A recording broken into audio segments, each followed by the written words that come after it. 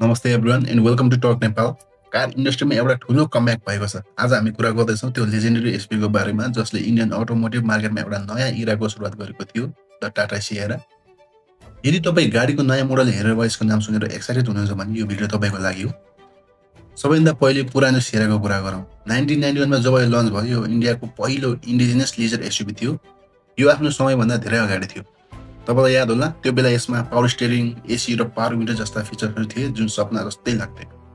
यसको डिजाइन सबैभन्दा खास थियो। पछाडिको भागमा रहेको ठुलो अल्पाइन ग्लास विन्डो यसको पहिचान थियो। यो 3 डोर एसयुभी थियो जुन इन्डियन रोडमा निकै फरक देखिन्थ्यो। सिएरा एउटा इमोसन थियो। यो एक यस्तो भेहिकल थियो जसले मान्छेहरूलाई ठुलो सपना देखायो, अफरोडिङ र लामो ड्राइभको सपना। लगभग 25 वर्षपछि सिएरा नयाँ रूपमा फर्किएको छ। यसको नयाँ डिजाइनले पुरानो लेगेसी र मोडर्नाइजेसनको एक्सिलेन्ट कम्बिनेसन देखाउँछ। नयाँ सिएरामा पनि पुरानो अल्पाइन विन्डोज र डिजाइनको सिलआउट राखेको छ, तर अब यो 5 डोर एसयुभी बनेको छ।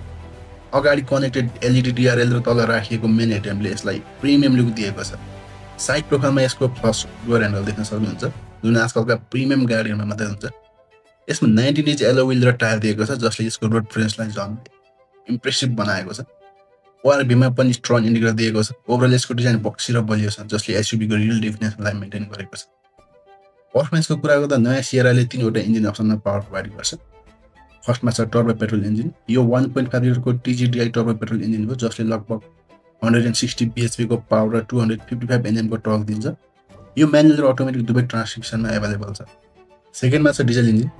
यसमा 1.5 लिटरको क्रायोजेनिक डिजल इन्जिन छ जसले 118 bhp को पावर दिन्छ र एउटा naturally aspirated petrol engine option पनि छ थर्डमा छ। कम्पनीले चाँडै नै यसको अल व्हील ड्राइभ मोडल र फुल्ली इलेक्ट्रिक भर्जन पनि लन्च गर्ने कन्फर्म गरेको छ। यसको ग्राउन्ड क्लियरेन्स 205 mm छ जसले नेपालको बाटोमा कम्फर्टेबल ड्राइभ इन्स्योर गर्छ। सिएराको इन्टेरियर प्रिमियम र कटिङ एज टेक युज गरेको छ।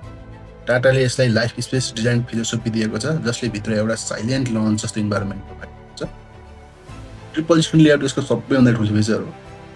ड्यासबोर्डमा ड्राइभरको लागि डिजिटल क्लस्टर र इन्फोटेनमेन्टको लागि दुईटा लार्ज स्क्रिन छन्। सिट र कम्फर्टको कुरा गर्नुपर्दा अगाडिको सिट्स भेन्टिलेटर र पावर छन्। रियर प्यासेन्जरको लागि पनि लेगरुम र हेडरुम एकदमै राम्रो छ। यसमा डुअल जोन क्लाइमेट कन्ट्रोल र पानोरामिक साउन्ड पनि एभाइलेबल छ। अडियो सिस्टमको लागि 12 स्पिकर JBL साउन्ड सिस्टम र साउन्ड बार दिएको छ। सेफ्टीको कुरा गर्दा टाटाले सधैँ चाहिँ यहाँ कुनै कम्प्रोमाइज गरेको छैन। यसमा स्ट्यान्डर्ड 6वटा एयरब्याग दिएको छ र यसको सबै व्हिल्समा डिस्क ब्रेक छन्।